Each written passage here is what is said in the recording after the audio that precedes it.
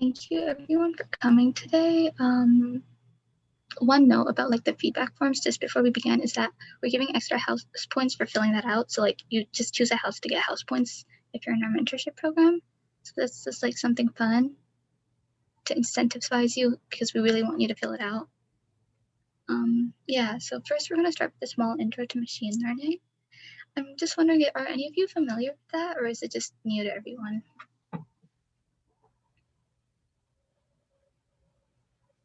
I'm gonna assume new, but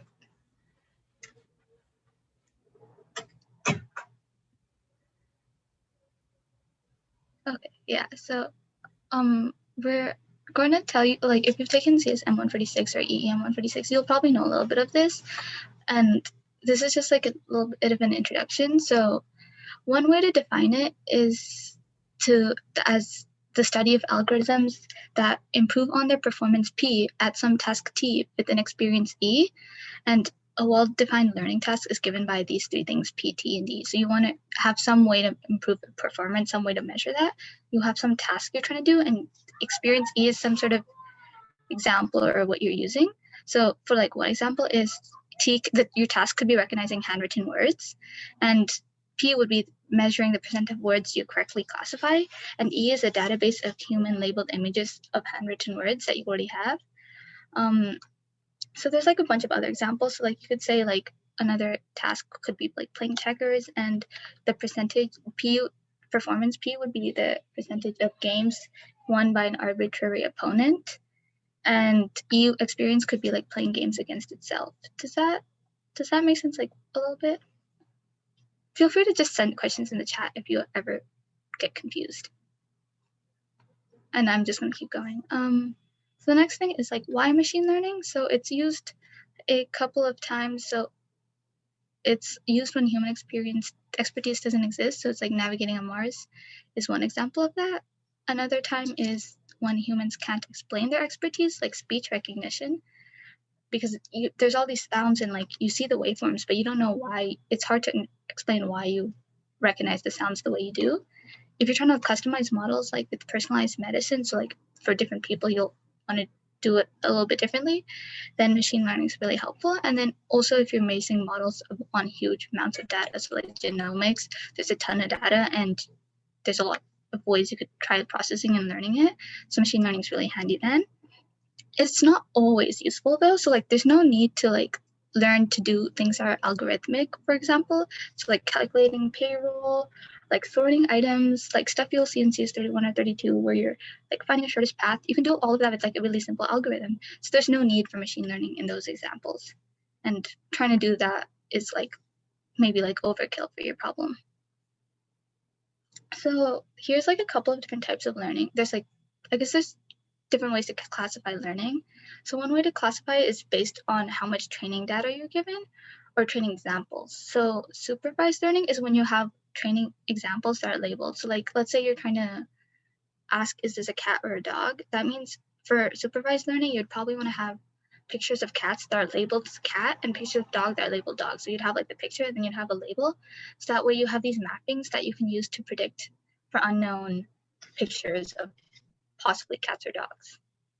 And then there's unsupervised learning. So you have unlabeled training inputs and you're trying to learn some sort of intrinsic structure to the inputs. So like you might just have a bunch of different data points. You have no idea what category they belong to, but you might try to group them to figure it out. So like, yeah. And then finally you have reinforcement learning, which is when you have a sequence of states and actions and the actions have different rewards and you want to figure out a policy or a way to map from the states to the actions that will give the best reward. So we have a few examples on the next slide, but before we get there, there's also a different way to classify types of learning tasks based on the task you're doing. So you might try to be doing different things. So if you're trying to classify something like the cat and dog example, that's a classification example. So you're predicting a discrete label based on input features. And that's one of the things we'll be doing. We're going to be classifying faces based on pictures. So it'll be like, for today, we'll be like, is this a face or is this not a face using Python, using an already existing Python classifier. And that's the classification. Regression is when you're trying to predict continuous values like a best fit curve. So like you're probably familiar with like Excel, and you'll plot a best fit curve. Regression will let you find these continuous values in mappings. And then clustering is a different kind of task where you're dividing a set of inputs into groups. So let's just go on to the examples, and then I'll stop if people have questions. So the first example is of classification. So you're trying to ask, is this a dog or a cat? So you'll and I said, like, this is probably going to be something you do supervised. You'd give it some examples, pictures with labels, and then after you would give them these unlabeled examples, and you'd expect it to tell you if it's a dog or a cat. Then this one is example of regression. So like the classic example of that is predicting house price based on the square feet of the house based on and some other constant factors. So you'll want to figure out what slope should this line have to best predict the price based on the square feet.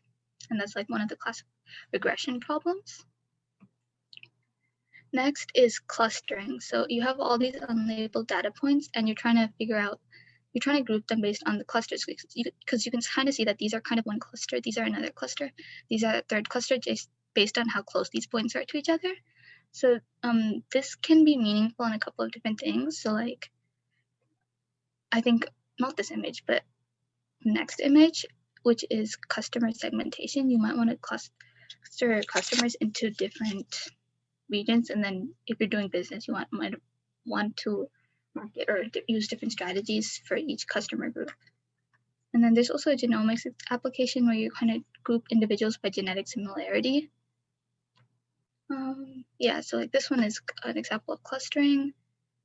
And then finally, this is an example of reinforcement learning. So you have your agent here, and it learns by doing this, by going on into the fire, it learns that it got a penalty. So it learns that this is not a desirable action.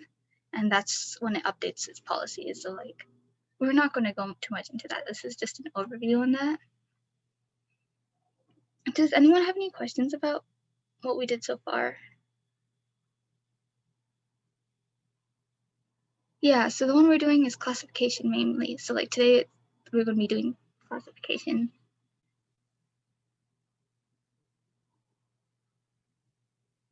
Okay, I'm going to keep going, but feel free to send stuff in the chat. So we're going to be using today a HAR feature-based cascade classifier. And what that is an object detection method proposed by Paul Viola and Michael Jones in 2001. So a cascade function is something that's trained from a lot of different images of faces. And so in this case, the positive images, normally when you have like classifiers, you're training it between like one of two things. It's either a cat or a dog, like 1 or 0. It has two possible values. So here we're training it between positive as being an image of a face and negative as being not a face. And that's our map output, desired output. We want to know, is it a face or not? And a cascade function is trained from a lot of these examples and then used to detect objects in other images. So the HAR feature, so when you're training your models, instead of just giving it like a picture and telling it figure it out what to do, we're going to actually give it a feature and say, okay, this is the feature we want you to look at, and then use these features to develop your model. And like these features could be, so like if this was something like the housing prices example, these features would be like the price, the square feet. That would be like the feature you use. Here, the feature we're using is kind of strange. It's a single value. Each feature is a single value. What we do is we take these white black boxes, and we place them over the image. We sum all the pixels in the white area, and from that we subtract all the pixels in the black area underneath the black area. And then we do this for all possible sizes of these black-white windows. So that means that there's a lot of these that we're going to be computing to find features. There's a lot of possible features per each image, and each of these windows, we want to check each of these windows because each of these windows are specific to a different thing. So these top two windows will help you find edges. So like it'll help you find either horizontal. This one will help you find a vertical edge because it'll show the vertical edge. It'll help you find I'll help you find a vertical edge, and this one will help you find wait, no, I got that wrong. This one will help you find a horizontal edge, and then this one will help you find the vertical edge. And then these will help you find lines, and these will help you find the 4 rectangles. If you want to, it'll help you find like this kind of cross intersection.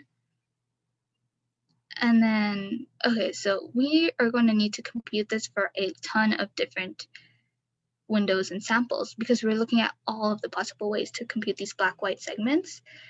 And that's why, so yeah, we'll be needing to do that. And I guess this is an example of one way to do that. So here, this first feature is when the image focuses on the fact that the eyes will be darker than the cheeks. So this black box will have this black area, the pixels under it will be a lot darker than these pixels in the white area. And that's what this feature is representing. This feature here is representing the fact that the eyes will be a lot darker than the nose area, because you normally like the bridge, I think you call it, of your nose will be a lot brighter in photos due to like the lighting and all. So how do we select the best features to use for our classifier? So that's where Add a Boost comes in. But before I go, did I lose anyone?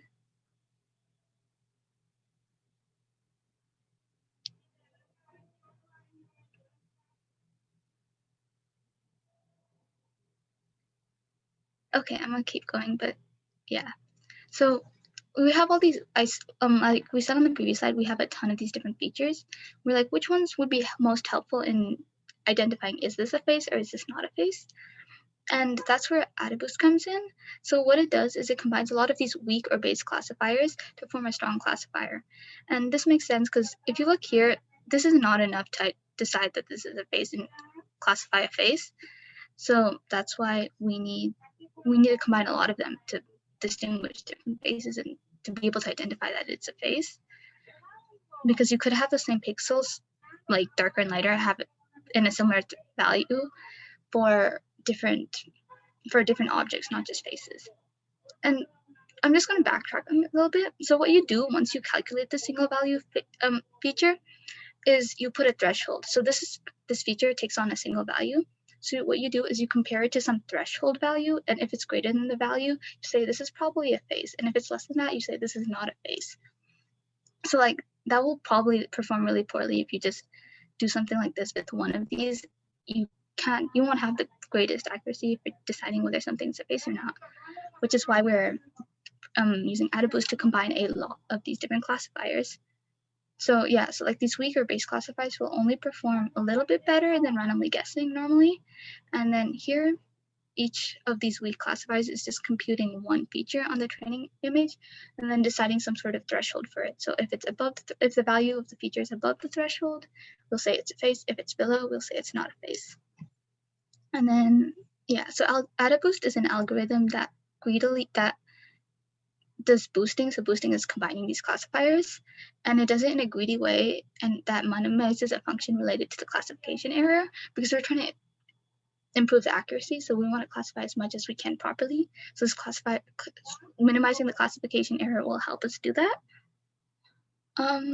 Yeah, and then it'll be greedily minimizing something related to a function that's proportional to the classification error. Okay, so in our facial classifier example, where each windowed region, for each windowed region and for each feature, we're going to have to for each windowed region, we're going to have to compute, and for each feature, we'll have to compute that feature for all of the like training images. We'll have to determine the best threshold on that feature to classify the images as either a positive or negative, so as either a face or not a face, based on that weighted classification error. And actually what Add a Boost does is, instead of just looking at the classification error, it looks at both the classification error, but it also assigns weights to these images. So we have a ton of different training images, and images that have been misclassified a lot get a really large weight. So that way they'll contribute more to the next round of Add a Boost. Whereas the images that are classified correctly a ton will have smaller weights. So for the next round, we won't take it into account as much. Yeah, and then after that, we do that, we'll determine the weight for the feature from this weighted classification error. And the stopping as condition is either when the required error rate is achieved or the required number of features are identified. And the final classifier will be the weighted sum of all these weak classifiers. So like in the previous page here, we have a lot of different weak classifiers that are it's just a line saying everything greater than or less than that line. So everything in the red area is classified as one way and everything in the blue area is classified as another way. And in this next stage, these two blue points are incorrectly classified. So the weight on them increases by a ton. So that's why we show them a lot bigger. And after we do this for some amount of rounds, we'll be able to produce a weight for each of these weak classifiers. And when we take this weighted sum, we achieve this final classifier that will correctly classify all of our data points, which seems really hard to believe at first. And it's really cool that this happens with DataBoost, but that's pretty much what DataBoost does. I'll stop a moment if anyone has any questions.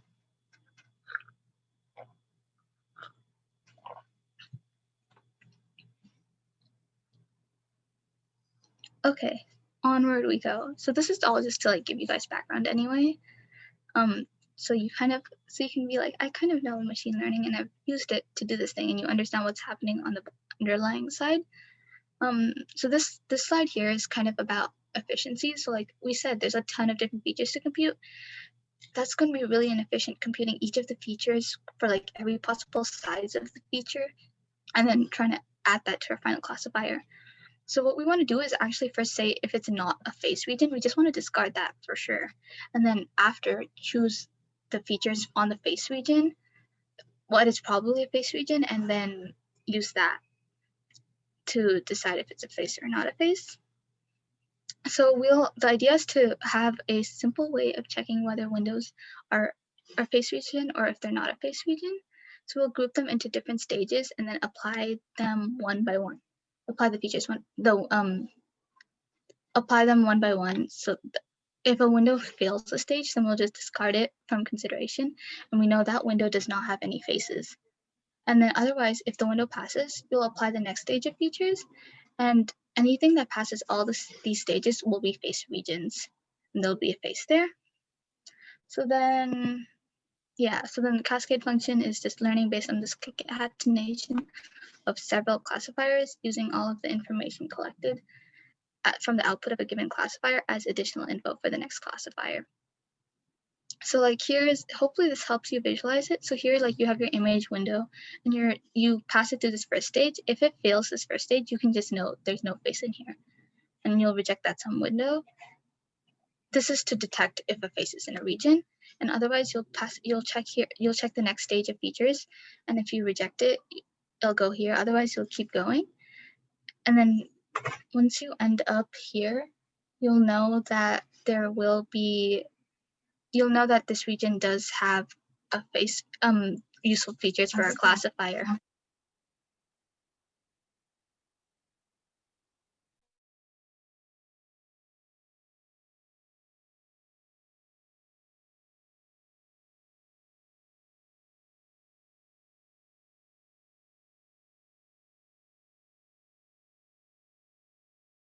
Resume the recording. Oh, sorry, it was something happening in the chat. Yeah, so I was explaining the subregions. So once you have a window, that would have been nice. We should do an icebreaker next time.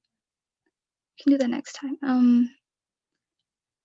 Okay, so for the image subregion, you'll have, if anything fails all of these windows, if you have like a window and it fails all of these stages, that means that there's no useful features in it. It's like we know it's clearly not going to be a face, so there's no useful features to extract from it, because you want your features to like work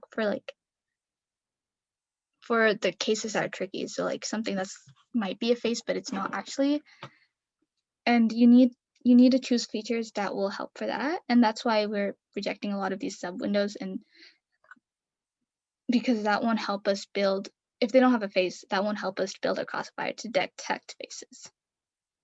Yeah, so that's kind of what this is showing. And so the original one they built, the one by Viola and Jones, had 6,000 plus features with 38 stages. So that's a lot. They had a lot there, and there's the first few stages had not a lot of features. So like the first stage had only one feature, and that meant they could reject a ton. They would just use that one feature and then reject whatever they could from the windows. And then from there on, they would have 10, 25, 25, and 50 features. So they would slowly increase it. And then, so the two features in the image below were obtained as the best two features from AdaBoost. And if you want to read more about it, like there's some links on the slide. And I'm okay. Oh, I clicked on the link. I was just like, where did that go? Did not mean to do that. Next slide. So here's like a video that will probably help you visualize like what is actually happening with the face detection. Okay, so like you can see these I'm just going to pause it real quick. You'll see these edge detection and the edge and line detection features being computed for each of these, and it's moving pretty fast because it's deciding there's no face here, so it's rejecting them really quickly. Once you go, I believe around here, I'm just going to skip ahead. It goes a little bit slower because, okay, let's go a little bit here. It goes a little bit slower because it's going to start it's going to detect the face that's here by computing all of these features. And once it does, so like right now it's frozen over the spot because it's calculating a ton more features than it did for the regions it rejected really quickly. And so it's just computing that, and it left a box where it found like a face. And that's pretty much what that's doing. Does the background kind of make sense for everyone, or does anyone have any questions?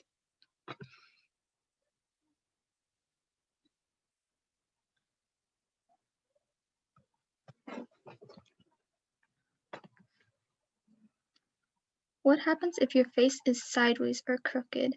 So generally, if the image, you'd want to standardize a lot of the images so that your face is mostly not like completely at a weird angle, so that way the classifier does work. But it should, like, even if it's like a small tilt, it'll still be able to compute these features. If it's like completely at a different angle, you'd want to like pre-process your image to be like upright. But yeah.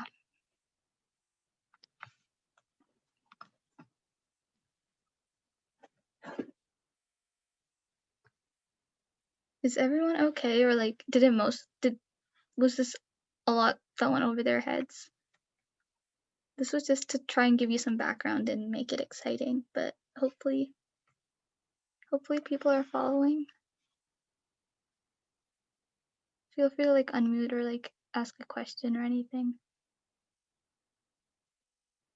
Oh, I guess one more noticeable thing in this video is that, see, the window size is like this size. After our window size increases, so that we compute bigger features, so that we can see if there's any other different sized faces in our feature. So that we have to compute these features over different sizes, as well as the different shape options. And that's something I wanted to highlight. Okay, if no one has questions, we'll keep going on for like the Python. So our plan is to like kind of go over the functions that you'll find helpful, and then after we do that, we were going to send people to breakout rooms, but we might not need to do that. We'll just have you guys work on trying to write it with the template code we have, and then you can just like ask us questions and we can help you out. So that's like the rest of this session. So yeah, so the goal for this part 1 or the session 1 is to just collect our face data. So this is pretty much for like machine learning. This is collecting the training examples. And what we're going to do is we're going to write a program that asks for your name. It takes like 30 pictures of you that contain faces. So it makes sure those pictures it takes has a face, and it then saves those pictures. And we're using a pre-trained classifier. Yeah, so the following slides includes functions and objects you will find helpful. Evelyn, do you want to take it from here? Yeah, I can take it from here. Yeah.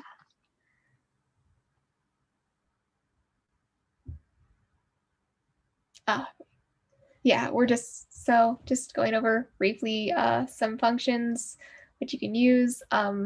PyCamera is a package that provides pure Python interface to the Raspberry Pi camera. So we have our documentation and getting started guide there. Yeah, so we're just going over some functions from it, which will be useful. So first of all, we have our constructor, documentation of how to use it there. It basically interfaces to our Raspberry Pi's camera module. Some different features to take a note of. Resolution is the resolution at which the image captures, video recordings, and previews will be captured. You can provide a tuple to it of like your width and height measured in pixels, string formatted with cross height, or a string containing commonly recognized display recognition name. Another feature that's of note is your frame rate, which is the frame rate at which video port-based image captures, video recordings, and previews will run. So yeah, we have more documentation on our slides, which you can check out later if you want more information. Okay, so our library provides a set of classes designed to aid in constructions of n-dimensional NumPy arrays from camera output. So this one function produces a three-dimensional RGB array from an RGB capture. So basically, when we use our camera to capture it, we can output with something of this format. Yeah.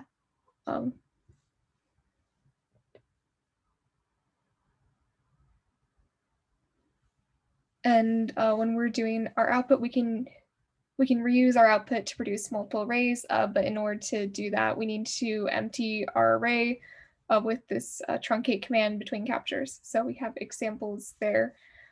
Wait, and Rita, do you maybe want to run through like how this example would work? That might be helpful. Let's run through them. Let's go to the previous one too.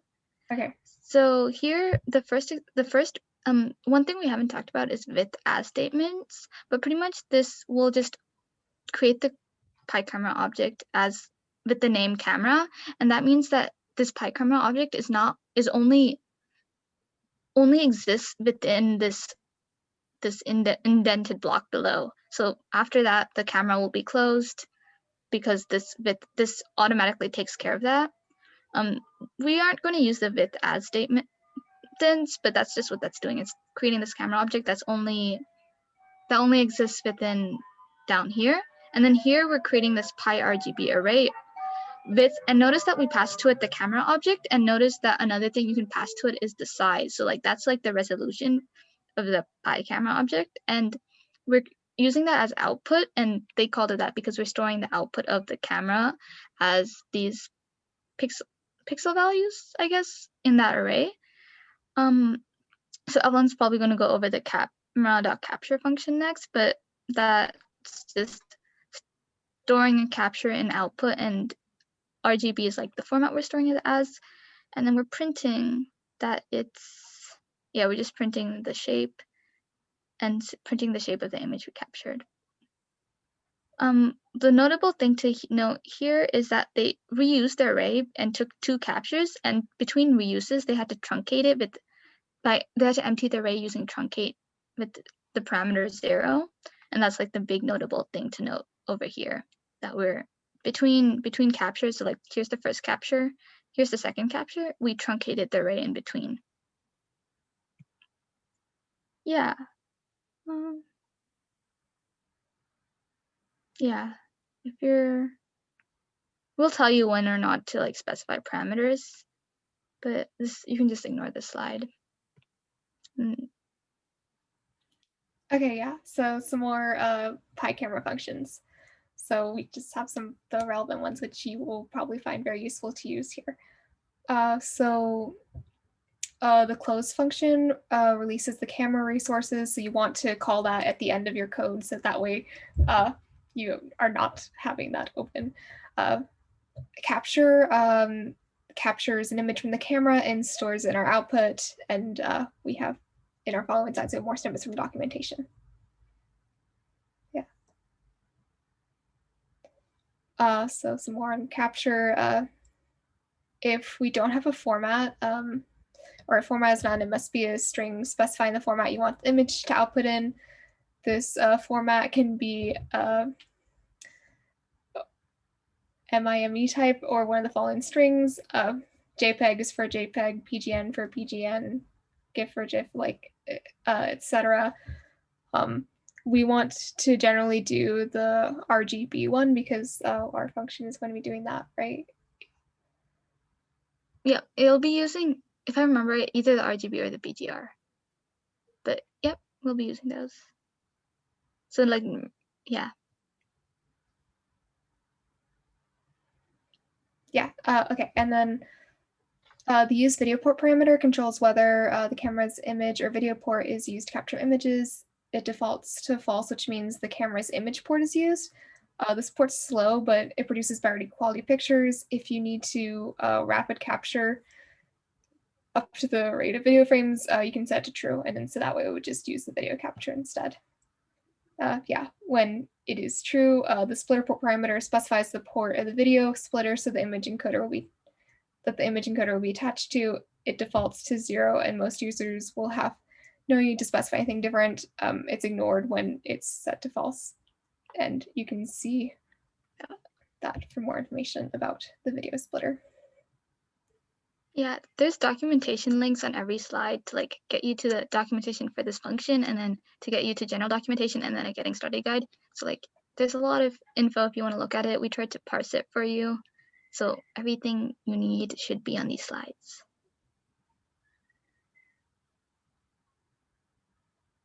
Okay, and then this is another function, capture continuous, which it captures images constantly from the from the camera. Yeah. It returns an infinite iterator of images captured continuously from the camera. If our output's a string, each captured image is stored in a file named after output after the substitution of two values with the format method. Those two values are counter, which is simple incrementer that starts at 1, increases by 1 for each image taken, or a timestamp, which is a date time increase. Yeah. And I guess one thing you'll notice is a lot of these parameters are the same as the capture function. So like sometimes the documentation will tell you to look at the documentation for the capture function when you're in the capture continuous section, just because like format is the same. Some of the other ones are the same. So yeah.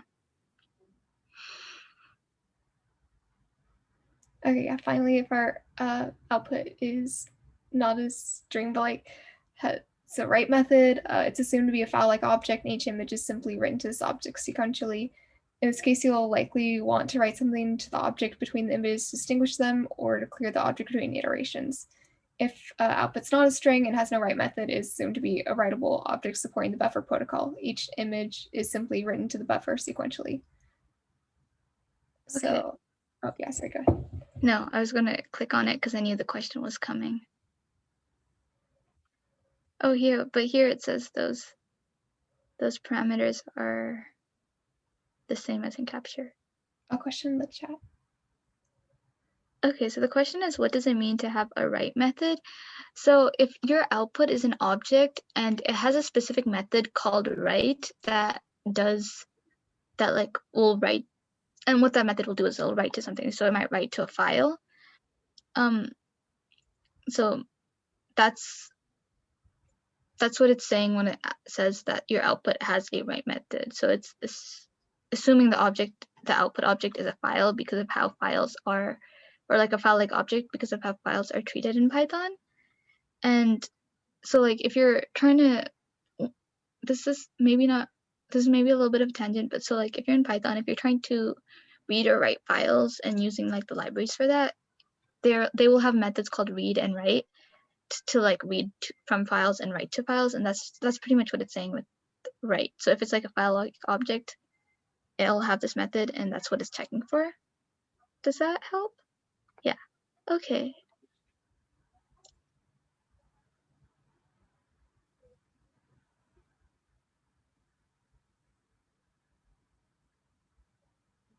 So we had this fun question on our slide. So So there's like three options here. Like either output is either a file-like object, or it is a it's not a string, but it has no write method. It's assumed to be a writable object supporting the buffer protocol. So which of these apply to what we're used to the PyRGB array, because that's what we'll be using as our output.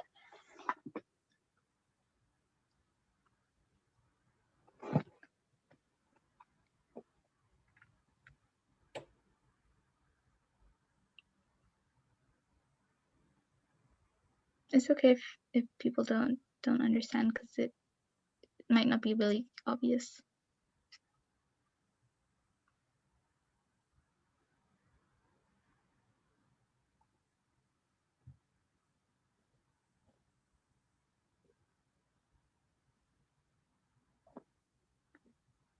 Anyone, if they have a guess, you can like guess. It's like either the one or the other, I guess. I said three, but there's only two, isn't there?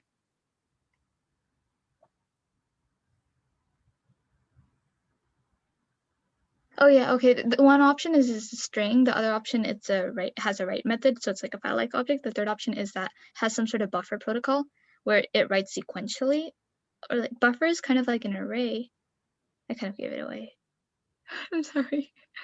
Yeah, so I'm guessing since no one replied in the chat anyway, it wasn't really clear, but our output will be the PyRGB array object, and that kind of falls into this third category about how if output has no write method, it's a writable object supporting the buffer protocol, and each image is simply written sequentially. And this is why it's really important that we truncate or we clear out our array between captures. And yeah, so that's why it's really important we do that, because it'll just keep writing whatever it has to that array.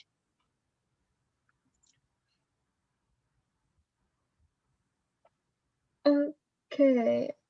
So then next is about detecting faces in an image frame using the CV2, which is the computer vision library, and the classifier. So first, we'll be using a constructor to create an object.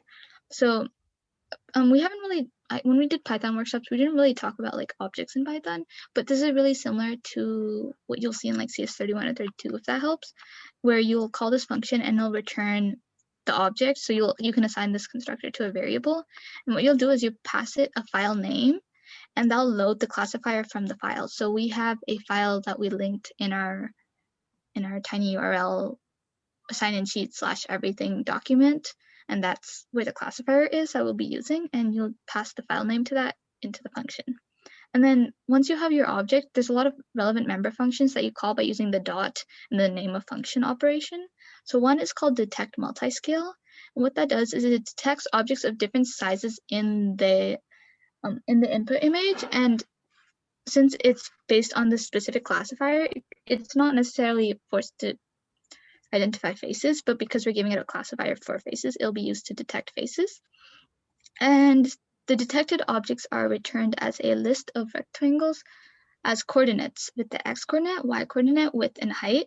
And that's something to remember because you'll see it and you'll see it in the template code a little bit.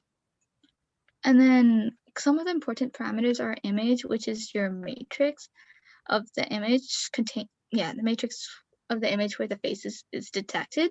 The scale factor is a parameter specifying how much the image size is reduced at each image scale. So what that means is, remember how in that video the window size kept getting bigger and bigger? The scale factor tells you how much to so it starts at big and it gets smaller and smaller each time, and we'll give you values to use for these parameters, but that's pretty much what that scale factor is doing. It's telling you how much to shrink it, so that by shrinking your window size, you're shrinking the size of your features each time you're trying to find a face. So that's why it's telling you, if you have like a really if you have I think a really large value, you will be really fast in going through all the different sizes. But if you have a smaller value, you'll be trying out more different, or if you have a value closer to 1, you'll be trying out more of the different possibilities, trying to find a face, if that makes sense. Like I'm referring to like that black and white image with the video, black and white video thing going over the person, the black and white, like the window moving over that person's face in the video. That's what I'm referring to when I say like it's getting smaller like how it got smaller.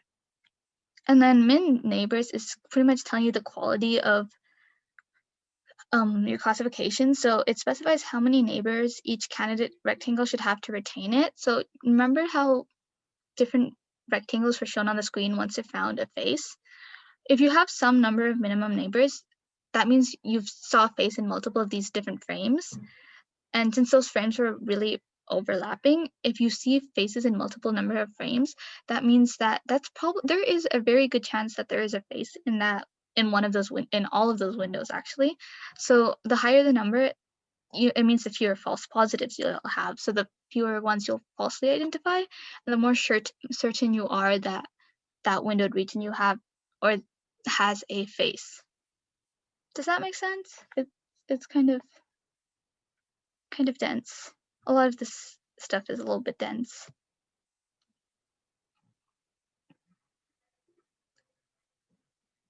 Okay, I'll just keep going.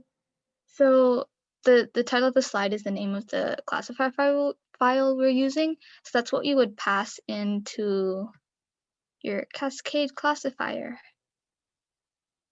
You pass the file name or file path to that. And what this is written in is extensible markup language. So this is used to structure data for storage and transport. This is like similar to HTML if you've seen HTML tags. HTML is a type of markup language, and what specializes XML is that so both of these provide both tags and text. So the tags provide the structure. The text is that the text that you're storing is surrounded by these tags. And if you open this file, you if you have it open already now, you can look at it, but you'll pretty much see a lot of different things like saying node, or like see a lot of nested tags with values in between. And that's like representing these pre-trained values from our classifier. And yeah, we're not going to get into what everything means. We did a brief overview of machine learning, and that's all we're going to like go over in terms of that. You just need to know that like the people who made that pre-trained classifier, they had a bunch of images and they trained a classifier using that algorithm, the AdaBoost algorithm, to compute these values, and then they stored those values in this format. And then we're just using those stored values to find faces in other pictures that we're taking. Yeah. Okay. The next slide is about using the OS library for path manipulation. What this lets you do is perform OS-dependent actions in Python. So os.path is a module implementation is a module that implements functions about path names.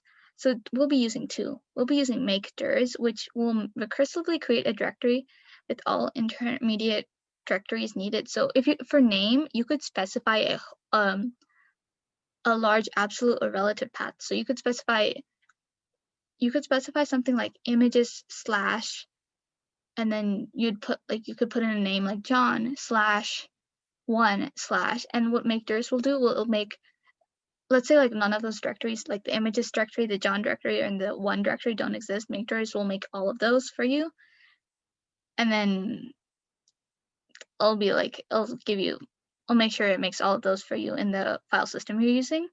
And then if exist OK is false, then a file exist error will be erased when the target directory already exists. So you might need to change that parameter.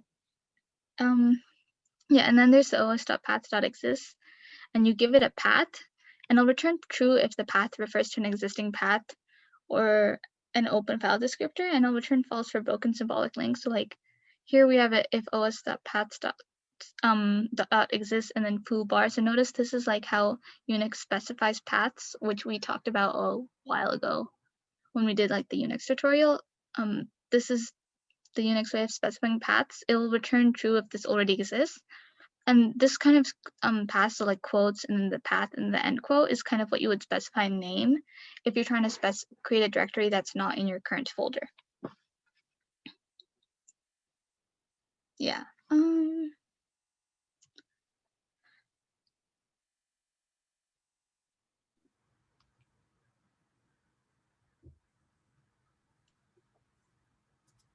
Okay, so now we're going to Okay. Oh, wait, sorry. No, go ahead. I was going to ask, should I take this slide or do you want to? I can start off. I might ask you to elaborate. Yeah. Okay. So we just have some image-related library functions to go over. So in order to display an image, cv2.im show our window name and image. So it's basically that's the function we call if we like want to have it pop up our image on a different window. Our window name specifying the name of the window to display the image on, and we can create as many windows as we'd like, and image is the image we want to display. To destroy all our windows that are put up on our screen, we want to say cv2.destroy all windows, or specifically want to store a certain one, we can do the window name and then just destroy window.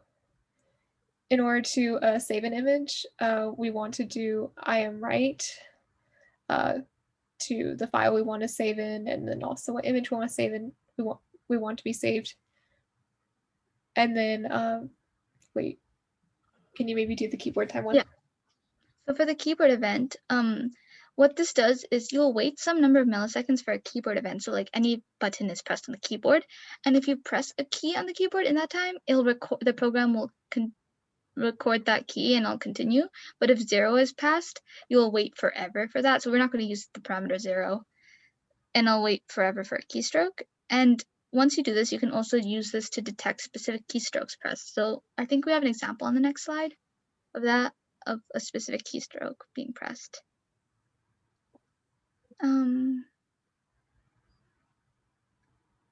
I guess I can go over this example. So here we're loading an image in grayscale. So that's, we have this IAMRead, so we're reading in this image. And then we're showing this image using IAMShow. And then here we have this wait key function, but the parameter of 0 is just going to wait forever. Once you click a button, it'll record it and it'll check if the key you pressed was equal to 27. So that 27 note on the side, that this 27 means you pressed the escape key, and that corresponds to the escape key. So if that happens, it's just going to destroy all the windows displayed. So like a window will pop up when you do IAMShow. This will destroy that and get rid of it. Otherwise, if the button you pushed was is the S key, the S character, it will save the file as the grayscale file, and then it will destroy all the windows after that.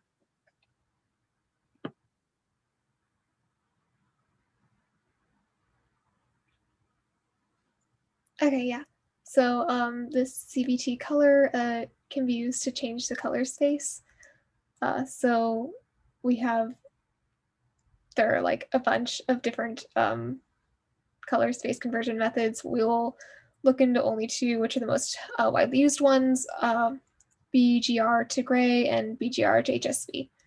So for color conversion, we want to use that function where flag is the type of a conversion. For BGR to gray, we want to use the flag, that flag there. Similarly for to HSV, we use that other flag too.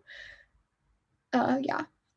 To get other flags, you can just run the following commands in your Python terminal, which is you import it and then you print out your flags. Yeah, and then the cv2.rectangle basically draws in a rectangle on your existing image. So to draw a rectangle on your image, like if I draw a rectangle, like literally, like it just puts a rectangle on your image, like in your window that comes up. Yeah. So in order to draw a rectangle, you need your top left corner and bottom right corner of the rectangle. This time we'll draw a green rectangle at the top right corner of the image. So yeah. So you have your image here. Oh, yeah. So in the above functions, you'll see some common arguments as given below. So image is the image where we want to draw the shapes. The color is the color of the shape. For BGR, you can pass it as a tuple. For example, that is the one you do for blue. For grayscale, you just pass the scalar value you want to use. Our thickness is the thickness of the line or circle. if -1 is passed in for closed figures like circles, it will fill the shape. Our default thickness is 1. And Oh, sorry, we don't need that. We can just keep okay, yeah. going. It's almost 7. Oh, should I do this? Yeah, okay. Very quick. So if you're asking the user for input, you've probably already heard of the input function. So you just call input, and that will prompt the user to write something. And once you write something and press enter, it'll read that line, convert it to a string, and then save that into your variable. So here s is a string, we call input, and we give it this. This is from the documentation. And then whatever input this is Monty Python's Flying Circus, is whatever the user typed. And then after they print s, and it displays all of that. So that's what input does. Yeah, that's all we need. And then finally, sys.exit is from the system library. So you would import sys, which we've already done all the import statements for you, and that will let you exit your program. So you normally specify an argument when you exit your program. So if your program ran successfully and you're exiting after that, you would typically pass in the parameter 0 to indicate that your program went fine and smooth and it's exiting now. Otherwise, if you give it an integer value, yeah, so if it's an integer, it's typically any non-zero value is typically considered something strange happened. So if you give it sysexit1, that probably means something bad happened. Any non-zero value is considered to be like unsuccessful. And that's just like typically convention that's used. So whenever you're sysexiting, you can give it a parameter like that's non-zero if it's exiting poorly or exiting after something that we didn't want. So we have some slides about file transfer to and from your Raspberry Pi. We will like zoom through it because we want to have time for the breakout rooms.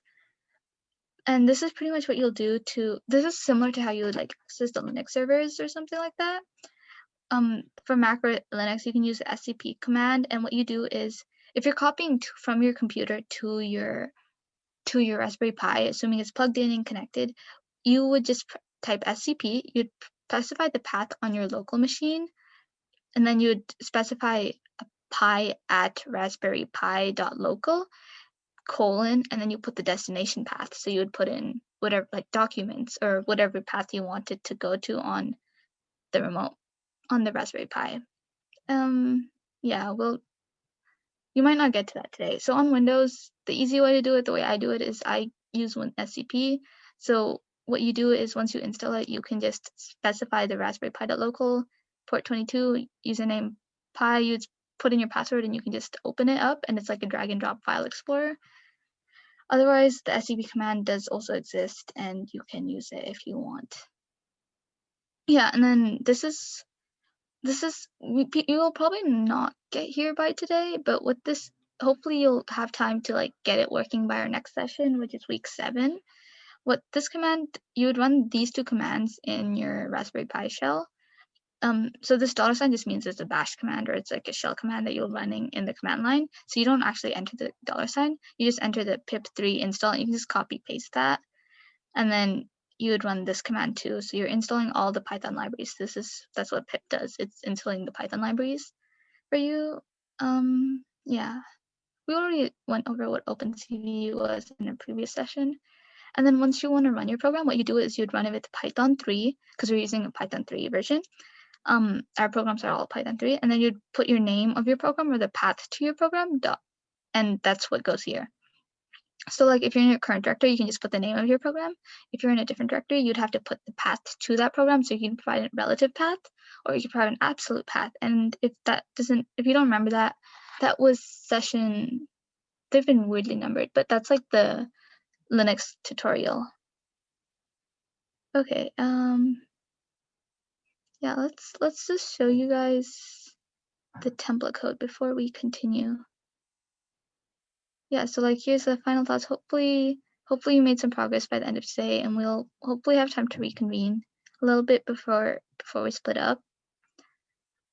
And we'll be continuing with like the second script next week for this script is just to collect data, like training data.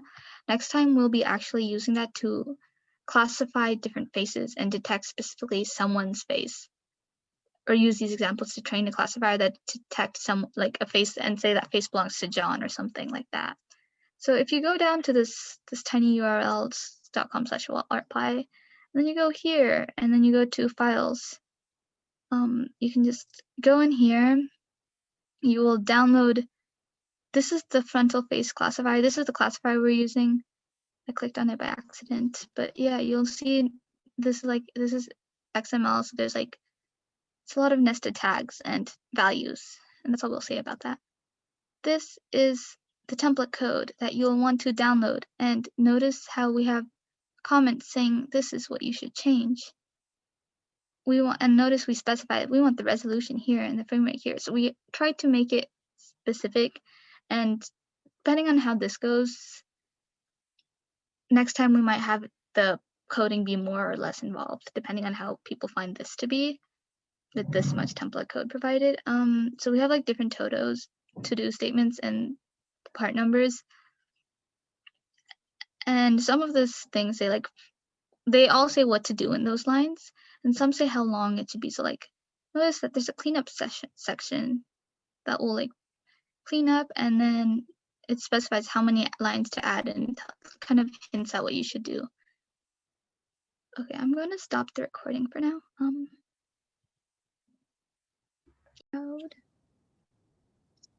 Okay, so I guess, how far did everyone get with writing the code? Were you guys able to do part 1? I tried it, but I don't know if I got it right. Okay, what do you have? I have faith in you. What do you have? I have the constructor. Okay. And I just changed the resolution equals to 640 and comma 480 and the Okay. frame rate to 30. And then did you do anything else to this line? Am I missing anything? No, that's all I did. Should I have anything else? One thing you're missing is that this constructs the object, but we want to save the object to a variable we can access later. So what we're going to do is we want to save it to the camera variable. But you were on the right track. Okay. Yeah. You had the API and like you had the documentation, how to use the functions down pretty much. Okay. So that's this part. I'm going to just get rid of the toto so we know so we know that we did that. Did you get to part 2? Wait, I have a question. Yeah. For frame rate, do you have to say frame rate equals 30? I'm dumb. Yes. I missed that. Thank you. You're good. You're good. Oh, I spelled frame rate wrong too. Like, I need to make sure that the frame rate is spelled exactly how the documentation has it. I threw in an underscore the first time, which was not right. Okay, does anyone have an idea for part 2?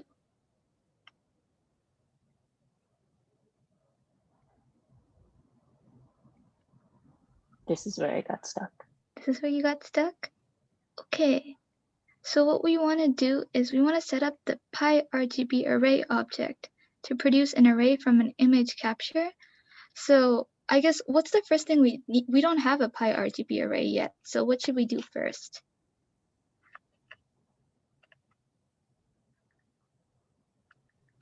I guess you need to make one. Yeah, that's right. We need to call the constructor to make one. And then it has a bunch of parameters. So the first one, if people recall, the first parameter was the camera object, right? Okay.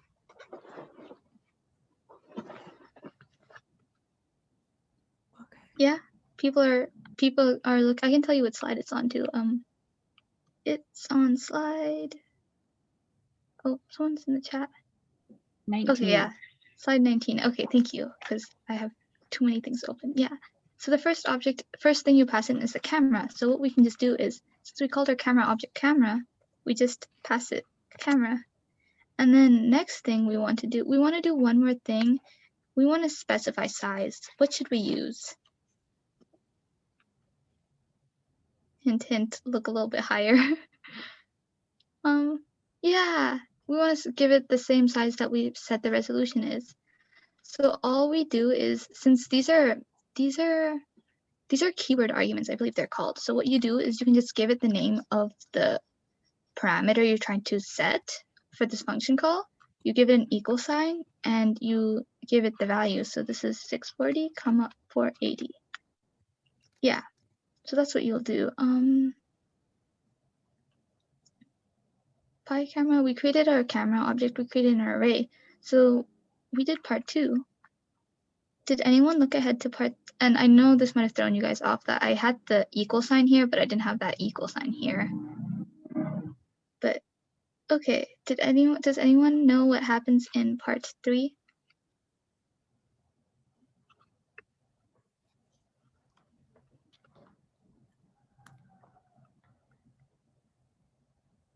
We can take like a moment to like just look at it, look at documentation.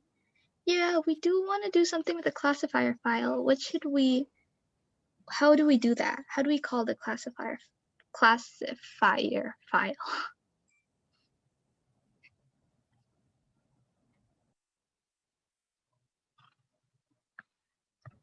Camera. Not quite. So the camera object is to interface with the Raspberry Pi camera, but we want to now do something completely different, which is deal with loading that cascade.xml file. We want to bring that into our Python environment. Do you guys remember how we do that? Is it a cv2.cascade classifier? Yeah, it's that. It's exactly that. Okay, so what parameter does it take? File name. Yeah, and the file name is login ugly, so I'm just gonna copy the file name. It's a hard cascade frontal face default. It's very long. It's in the shared folder, so I just put it in for you. Yeah. Okay. Okay, we have a few more minutes, so let's see if we can do part 4. So we want to ask the user for their name, then make a directory with that name if one doesn't already exist. So this first line is just trying to ask the user for their name. I don't know why I put in Faraday, but I did. So we want to change this to prompt the user to enter their name. So what should we do?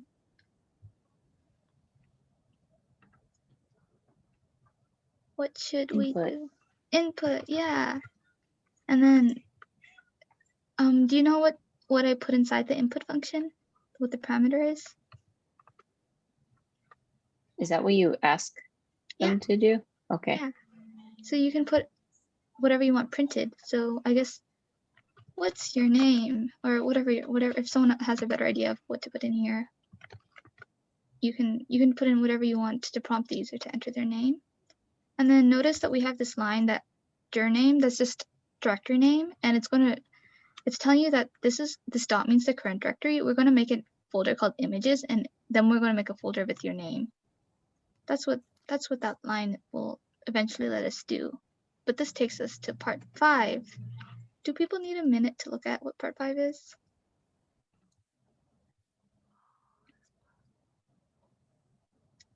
For part 5, we want to check if the path specified by directory name or dir name, the variable, exists. If not, we're going to make a directory which has that name and print a success message. And if it does exist, we're just going to print a message and exit because we're lazy and don't want to do anything more. We're like, okay, we already have enough pictures for that person, probably.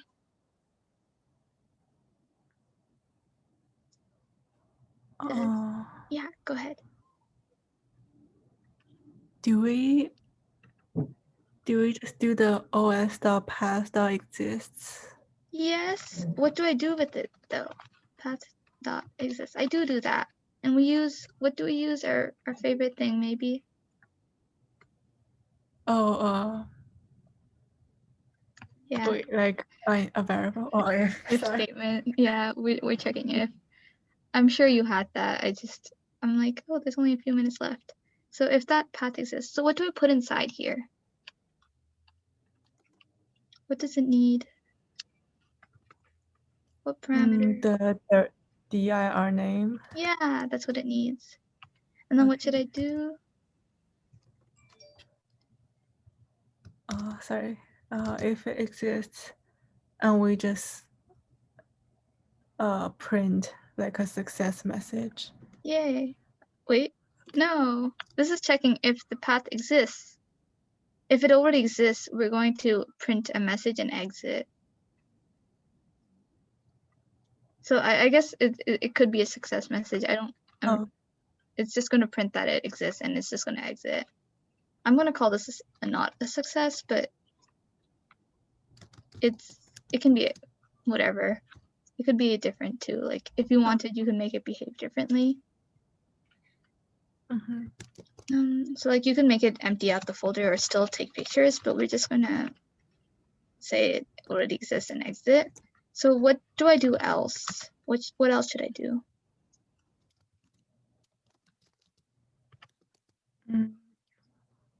We do the os.make dirs. Yeah, okay. What do I give it? The dir name and I think that's it. Yeah, we can print a happy little directory created message. Put in a smiley face too. Thank you for coming. Do you want to go over some of the other parts, or did you want to work on it a bit yourself? Because I don't know if people have to head out or not. Yeah, I can work it later on myself. Okay, yeah. So hopefully this helps. Would it help if I uploaded this document, or were you just following along?